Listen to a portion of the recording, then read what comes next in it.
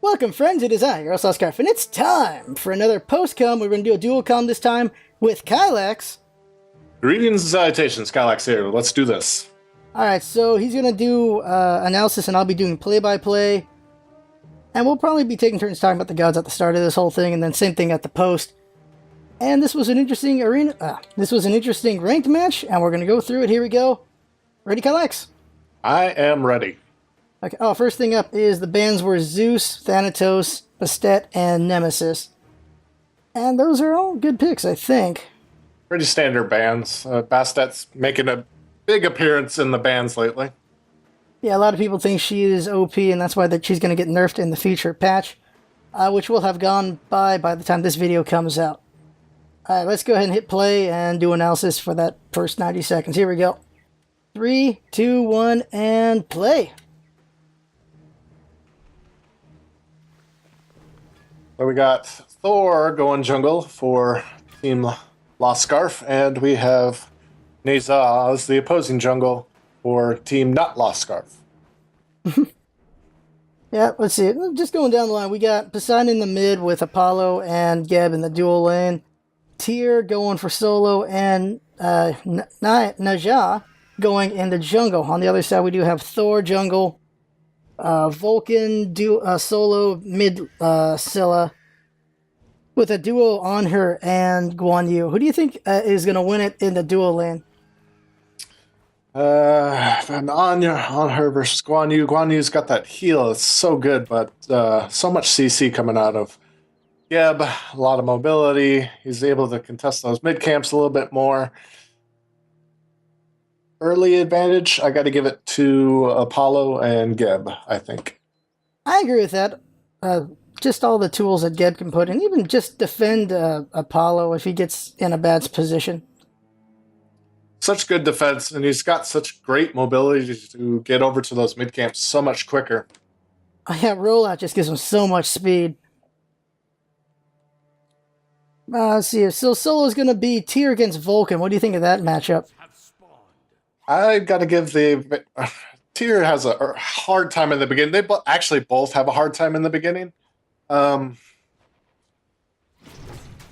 probably Vulcan.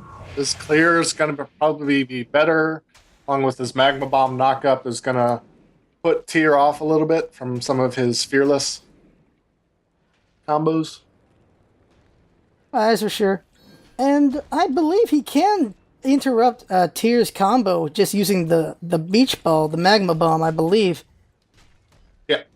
He's not immune to knockups or stuns or anything like that during his fearless dashes. So yeah, so a well-timed Magma Bomb could help him out. yes. Mid lane, I got to give the advantage to Poseidon. Early level, because Scylla her early game clear is so poor. Oh wow, we got a first blood out of Thor on Naya. And the advantage there, of course, is Thor's passive. With the Warrior's Madness, he does get about, I think it's 15 physical power per god near him. So with 2 near him, he's got 30 right there at the start, and he crushed him. Yeah, especially early game, it is huge if you to take advantage of his passives. Not so much later game, but early game, it is huge. Yeah, that is the big advantage for Thor players, is you really want to try to get a kill early on just because of that big advantage at the start. And we also see Scylla's very low at the start. Poseidon's chasing her. Tectonic Rift coming out of Thor to back off Poseidon. She would have fallen right there. It would have been 1-for-1 for both teams. Good defense, and you can also see over in the solo lane that gank on Neza put Tyr behind, and Vulcan taking full advantage of that, push Dave up into the tower. Yeah, we see once again just the power that Thor has at the beginning because of his passive. He just did a lot of damage on Poseidon right there. And just with an early kill, Thor's going to have a nice little advantage. But Scylla is out too long. She gets caught right there. Armlayer Sash with Ring Toss takes her out. Thor comes back in using his Mulginare's attunement. We got Guan Yu coming over to help out Thor. And Thor's out of mana. There's not much he can do. Not much he could do there. There's kind of he wanted to stare them off, really. Plus, again, that passive. Early game passive. At the same time, we have Honor getting a double kill while he was deep in territory. Not sure what happened there, but they both got killed, and Honor is someone you do not want to feed this early on. never want to feed the ADC early on. That just means he gets to his late game earlier, and his auto attacks are just going to be doing that much more damage. That is for sure. We have Thor backing off Naya again over there. That Scylla, she was around in the lane despite having low HP, and Naya took her out there. That was not a good plan on her for that. Probably not so much. But they are picking up these mid camps here on the right side. It looked like Guan Yu came and rotated over for the ones on the left side, so that's an advantage, definitely, early game for Team LostScarf. Yeah, there's definitely good... They have a good edge here. They have control of the mids. And, well, their ADC is still hammering down on the duo lane right now. Looks like Honor's backed off a little bit. Yeah, Geb and Apollo are both only level 4. Geb hasn't rotated out at all. It takes both of them to handle on her right now, and he's just dictating the fight over there. Well, he does have 2 levels on both of them since Guan Yu's rotating so much for those mid camps, and rightfully so, that Anher's able to get that solo experience points. Plus the kills that he was able to get, a double kill, I'm sure helped him out immensely. That definitely was a big boost for him. Now looking at the builds this early, is there anything interesting you see coming out of everything happening here? Anything that doesn't look right or just looks right? Everything looks okay. Here, I don't really agree with him going with level 2 Blink so early, especially with him behind in his lane. And we saw Kraken come out of Poseidon there in the mid, taking out Thor. He was just too low and the Kraken was just well aimed and it took him out. We have Guan Yu and Scylla rotating into the mid camp, sees Naya. Guan Yu using Cavalry Charge and takes out Naya there with Scylla finishing her off. Great rotation by the Scylla from the mid lane, and great awareness by Guan Yu in order to allow the mid lane to get that kill, because it's going to do her a lot more good than it's going to do Guan Yu. Yeah, that's something for sure. You support when you want to try to do your best to get the kills to someone else that's available. If you're the only one there, you got to, of course, get it yourself. We got Apollo using his ultimate. He had no mana on it, though, so he came straight down for a hit, knocking up Anher and Guan, and now he's got to run out of there. And they're chasing after him. They're both low on mana, though, so not able to... Anher's already disengaged. Guan Yu, there's not much he can do. He's low on mana as well. He's got to get out of there, especially with Naya coming over. Yeah, they're both very low on mana and probably fairly low on health.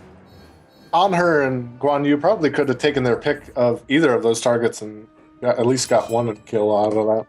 Yeah, I do believe they would have had a good chance there, but they just didn't get it. Now we see Scylla all alone with low HP against Naya and Poseidon. She's in a very bad situation. Armor Sash comes out, and Universal Ring Toss. She gets out, though. So what is going to happen here? Oh, he uses the Windfire Wheels and finishes her off. Oh. He should have enough HP to get out of there as well, and he does because of the backflip after the landing. And ouch. Yeah, ouch. I'm assuming that Neza figured that the Universal Ring and plus his auto attacks were going to be enough to secure the kill. Otherwise, I felt like he should have gone immediately into his Wing Fire Wheels. Mm-hmm. Or getting revenge, clearing up the Neza over towards the mid lane. Yeah, I agree. That's definitely what their thought process was with Armor Sash plus the Ring Toss. Especially if they got a crit out of that, probably would have been enough, but they weren't able to pull it off, so they had to use their ultimate. Which isn't a bad idea. Saving your ultimate for when you really have to use it is a good idea. Very impressive that he was able to hit it at such a distance. Yeah, that was really good on them. And we see Anher and Guan Yu just shredding Geb right now.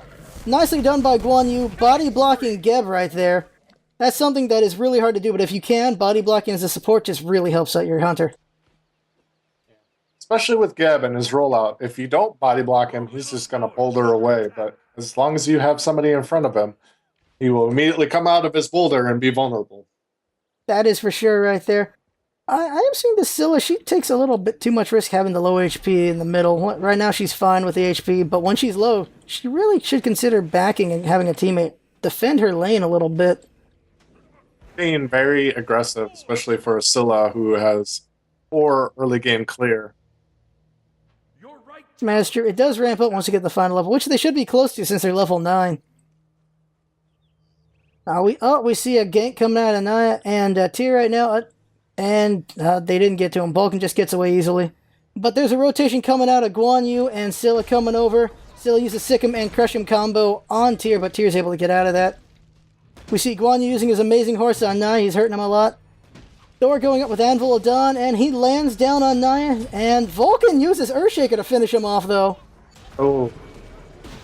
Scylla's with the monster, takes out Tyr. Now it's 4-on-1. Are they going to dive him? Scylla using monster. She misses, though. Guan Yu diving the tower. Using his warrior's dash, going after her, hits him a little bit. And Thor finishes off with that Berserker Barrage. At the same time, we do see that Honor is getting pushed back by Geb and Apollo, though. Quite the rotation out from Team LostScarf there. Everybody and their mother seem to want to be over in the solo lane, helping secure kills. And they were able to get a tower in the process as well. We do see Honor very low in the right lane. Scylla's come over to help out, though. And do they have wards there? They don't have wards here. It's only the red team has wards in this area, so they don't actually know Scylla's coming yet. But despite that, Apollo has backed off into a safer spot. If he did not back off, he would be in trouble. Scylla has gone for a tower dive. She uses Crush, misses the Sick him. She's trying to fight him under the tower. She hits him, and the tower finishes her off. So that was an even trade there. I think it might have been, let's see here. She's 10, he's 9. May have went better for him. It definitely, experience and gold went more in the favor of that Apollo opposed to the Scylla. Oh, Guan Yu forced on the horse. Yeah, I think Scylla's death gives a bit more to the Apollo than the other way around, I believe. Yeah, it's just the disparity in the levels. But then again, Apollo is building Heartseeker, so that does bring him down as well. It's always a good idea to bring down the gods who are using stacks after all. Yes, definitely indeed. Especially stacks that they can lose. Mm-hmm. We're seeing another fight between Vulcan and Tyr. Tyr's using his Fearless combo. Vulcan actually used beads to get out of it. And Thor comes over with Tectonic Rift using his Mjolnir's Might, and then using Anvil of Dawn. He's going to go for Tyr. Is he going to land is the question. He actually misses it. Tyr dashes out. He uses Cleave to heal up. And now it's Naya and Tyr beating on him. But because of that passive, once again, Berserker Barrage just doing so much damage. And down goes the both of them. That is just the advantage of Thor, is the more people around him, the stronger he gets. And he did a nice amount of damage right there. Good. Yeah. Naja really didn't have too many minions around to bounce his Universal Ring off, and like you said, Thor just had the advantage of that Berserker's, or that Warrior's Madness passive. Definitely doing a lot of work for him there. We saw Apollo quickly go under the tower, throw at So Beautiful at Scylla and just take out and then dash away. Then Thor comes over and just Berserker Barrage once again on Poseidon, this time taking him out in a flash. Poseidon just could not handle the damage. Now Thor has a lot of damage going out, and he doesn't actually have any damage, really. He's got Ninja Boots and a Balanced Blade, which is more for basic attack. Yeah, he might be going for Queen size, probably. Just showing just how strong Thor can be, too. Jeez. Yeah, he's 5-1 and 3. He's definitely extremely ahead. Wouldn't be surprised. I'm actually surprised that he hasn't upgraded his Hand of the Gods past level Tier 1. Having him now just going back. Nope, he finishes off his kin size. 3-on-1 in the solo lane. Naya misses the Windfire Wheels, throws out the Universal Ring Toss. Geb used Cataclysm on him. Tyr misses the Fearless combo, though. Earthshaker comes out of Vulcan, but misses completely. He finishes him off using, I don't remember the name of his backpack shot. Oh, and Tyr gets taken out. Oh, this is looking very bad for the blue team here. And also Geb goes down. Red team just keeps cleaning up every fight. They're rotating over. Just seeing the power of rotation. We see the mid, the jungle, and the support all over there, cleaning up all those kills. And then Honor on his own finishes off Apollo. And you also have to remember that Team LostScarf is extremely mobile as well. I mean, Team not LostScarf has Geb for mobility, but other than that, and Apollo's global ultimate, like I said, Team LostScarf has Thor's, Mjolnir's, the 2-minute teleport, plus they have Scylla's teleport and Guan Yu's dash, and just so much mobility that they can get around the map very quickly. Down goes the Gold Fury. This is a good point. Yeah, there's a lot of mobility on the red team. You got Scylla, she can go around Thor. All that. And as far as mobility goes for the blue team, you got Geb's rollout, and also Poseidon's just natural speed with his passive of Changing Tides can be pretty good, and also Apollo's ultimate. And really, Wheel actually did not see Poseidon go anywhere during that situation. He didn't help Apollo or help out with that big cleanup that happened in the solo lane.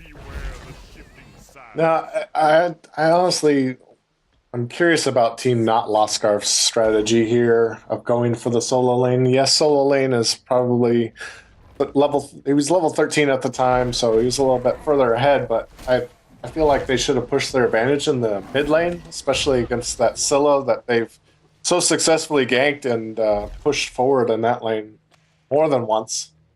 We see Thor in a 2-on-1. Kraken comes out and hits Thor. He uses his beads to guy together. Anvil of Dawn gets him out there, and he's out of there. They're not going to get him. He's gone. He just did not do enough damage on him. Maybe, if I didn't know if he did earlier, but Armor Layer Session, the Windfire Wheels maybe would have done it, but I don't see an ultimate on Nice. Maybe he didn't even have it at all. Your middle tower is under attack. Now, it looks like his ultimate was on cooldown at the time. Probably having just used it over in the solo lane. Or did he even use it in the solo lane? That's a good question. He did miss the solo lane. I figured it would have been long enough since... Yeah, Vulcan also uses his ultimate. His ultimate's up, so I'm going to guess Nia did miss his ultimate in that fight. See Honor and Thor, Tectonic Rift coming out of Thor, and Joe! Berserker Barrage, and then Honor just finishing off Poseidon there. Just a lot of damage on the red team right now. Out comes the first surrender vote from Team Not LostScarf. Not really much of a surprise, sitting at 18-6 in favor of Team LostScarf at this point, and a gold difference of almost 6,000, and an XP difference of well over 10,000. Excuse me. And there's the surrender vote. That is the end of it. And since I was in the match, yeah, that was going pretty well there. Now, thoughts on the match overall? Just, you think rotations is just really the key to that match? They just got behind early. That early kill on the Neza in the solo lane really set Vulcan up for success, and he was able to take down his tower and therefore freed him up to rotate and do. Although he didn't really rotate, so I take that back. But he was able to take down that solo lane tower pretty quickly because Tyr didn't have the lane advantage. Neza just kind of fell off, ended up levels behind everybody else. Was able to pick up a few kills in mid lane, and I feel like that's where their focus should have been. That Scylla was extremely aggressive. I mean, you saw it over in the dual lane, going after that Apollo underneath the tower. Yes, she got the kill, but she was also by the tower. So I feel like they could have pushed their advantage in the mid lane in order to sort of make up for the disadvantage that they had over solo. I agree with you there. I think Scylla was the key to, maybe not victory, but the key to breaking things down for the blue team. She was very aggressive. If they just kept forcing the issue on her, maybe force a rage, or at least push them off a good position there. Just keep beating them down. Scylla just took really bad chances often, and she was probably the target they should have gone for. Instead, we saw mostly just everyone in their lanes for the most part, except for once or twice when they went after Vulcan, but I don't think he was the real threat going on in this fight. I don't think so either. I think they needed to shut down the Thor, and definitely the on her if they could. I mean, you have a 5-0 on her sitting in the dual lane, just farming up, getting solo experience points, getting levels ahead of everybody else, plus getting all those kills with a Heartseeker. So that's probably should have been their priority right there, was either shut down Thor in the jungle and let your jungler catch back up, and or shut down or try to at least hinder the on her farming capability and reducing his stacks in half. Oh, definitely. And some things I did notice was Honor was actually pretty deep often. He could have been caught in a bad situation more than once. Even with beads and sprint, he could have maybe gotten killed, but they didn't do anything about that, really. They mostly pushed him back instead of tried to gank him, from what I saw. Yeah, I think by that time in the match, though, he was already 2 to 3 levels ahead of both Apollo and Geb. Yeah, I really think they needed They needed a gank from Poseidon. Yeah, a jungler and or mid lane gank. Tier, like I said, I pointed it out earlier, and I think it's worth mentioning again that the tier went level 2 blink just too early for my taste. I just feel like he should have finished his defensive item first, because he was still on tier 1 of the Gem of Gaia when he had already gotten his level 2 blink. Oh, I did not notice that. Yeah, I don't really think he needs level 2 blink that early, even though it's only 60 seconds per time. Really, Stone Guy would be very important when dealing with Vulcan for sure. Yep. So that's the match. Just going down the line, we see Thor. He did go for Quinn's size, but he didn't use that all that often. He was using his abilities and wrecking with them. That was very impressive there. That's the thing about Thor. He did go Ninja Tabby, so you could see that he likes using his abilities, but then going for the kin size is kind of contradictory to that, because that's all based off of your basic attacks and not your abilities. If he was so into using his abilities as often as he could, you probably should have seen a Jotun's Wrath come out here instead of kin size. Mm-hmm. I guess the question is it inefficient to not have gone for the Jotuns yet, or was this to make up for his lack of basic attack potential? I'm not sure what his thought process was on it, really. Hard to say. If it were me, I would have gone for Jotuns instead of the kin size, especially since he went Ninja Tabby to make up for the penetration that he lost by going Ninja Tabby. I agree with that thought right there. I really do. I probably would have gone for Jotans myself as well. Now, I'll say what I was doing with my build, but what do you think of my build for Guan Yu? Guan Yu, Mystical Mail, Boots, and then Talisman, probably going into Gem of Gaia as well. Stone Gaia? Yeah, Stone Gaia. Stone Gaia. I'm starting to wean myself away from the Eye of Providence, just because the price of wards is so cheap. You could have easily gotten away with it in this match because there really wasn't a whole lot of healing on the other team. So, Eye of Providence pays dividends, especially once you get it up to tier 3 and you're saving all, 85 or 135 gold on the sentry wards. But wards are so cheap now that I'm going away from getting Eye of Providence and just opting instead just to pick up wards at 50 gold a pop.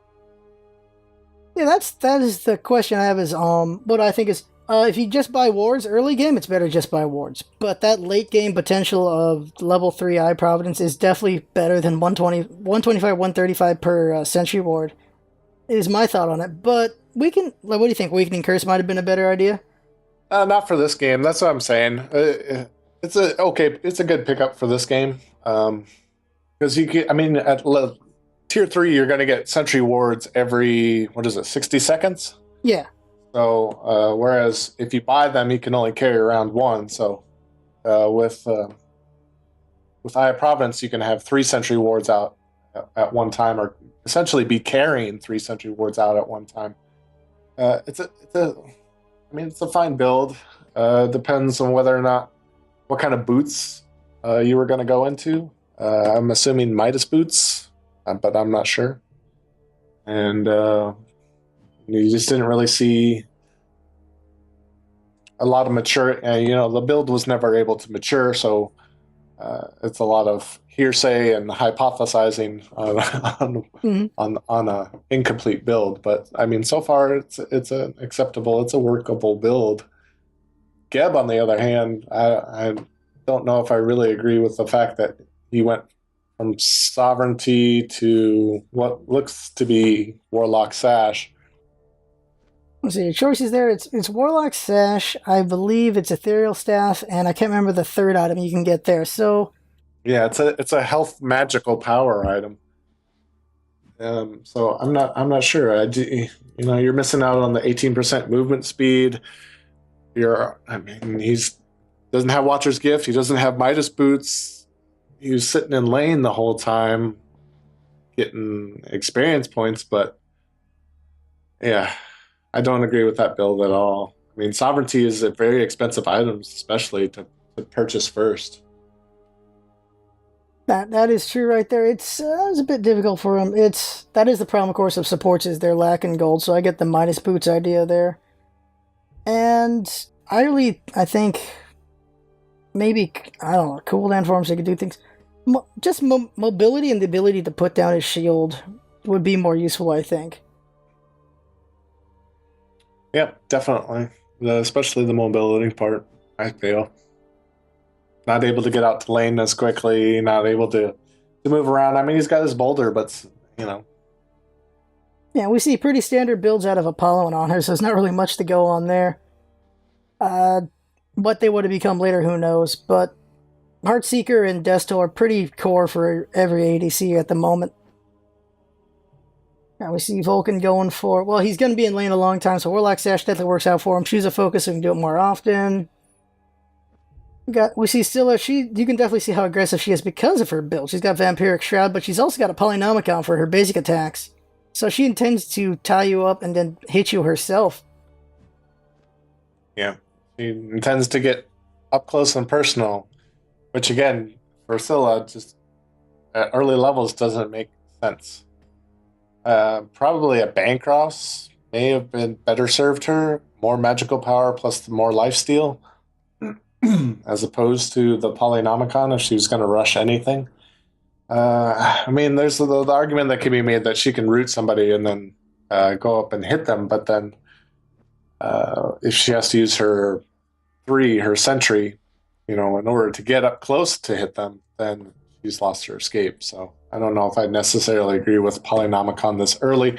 Plus, it's based off of the magical power that they have at the time. So at that point in her build, what really does she have to put into that one auto attack that she's going to get? What is it, 150%? I think, or is it 125%? Your magical power. I'd have to look it up again because it's 85% of your magical power. But that is a good point there, because even that early on, she shouldn't. Her passive gives her 25 magical power per maximum ability, and she's not gonna have that much power early on. Like later in the game, she's gonna have a lot of power. She gets like 100 bonus power out, or is it actually? I think it's 80. 80. Yeah, it's 80. Bonus so power at level 20. Which is huge. That is huge. That is really nice. So Polynomicon this early not going to serve her that well. Later on it might, for sure. But this early not for sure. Bancroft's Talon I agree with. You get a lot of power out of that while being low. And she was low quite a few times. So that could have served her pretty well there. It's a build that I've been going with more often for started on my mages is just Vampiric Shroud and then Tier 1 of the Bancroft's Talon, because I think it gives you like 15 magical power plus some lifesteal on top of it, so I feel like it's a good pickup. And here's stats for anyone who wants to look at that. Lowest gold, of course, goes to supports on both sides. Highest gold goes to Thor for sure. With all the destruction he was laying down, Honor farmed up very well as well, though. And let's see here. Yeah. Honor, a lot of player damage coming out of Honor. 7,000 player damage. Now I'm going to go into the replay just to show that first blood and the double kill, just so we could see it. Well, just for the viewers there, because I completely missed that. So now we can just talk about ourselves here. I know I missed some action on this one. Even worse is because I was actually in this match. But I tried not to remember too much of this match so I could actually do this, vanilla-like. Like, straight up like we were actually casting a match. And yeah, I totally missed that freaking first blood and the double kill, which I knew about. But, there's room for improvement all over the place. I could have said things a little bit better, a little faster. I said some of the names right and some things not so great. And my camera work needs work. Like everyone who's watching this, you know my camera work needs work because I was not following the action as well as I could have. And there is work on timing with analysis and play-by-play going on at the same time. And I think we did pretty good in some ways, and other ways we could have improved. What about you think? From my perspective, we probably went a little too much in depth on the analysis portion. I love analysis, so sometimes I get carried away, so I have to apologize for that. But to the detriment of the gameplay and the play-by-play, it's a very delicate balance. You don't want to do so much play-by-play that's all you're doing, nor do you want to do all analysis. That's all you're doing. So I felt like the scale was tipped a little bit towards the analysis, a little too much analysis as opposed to too much play-by-play.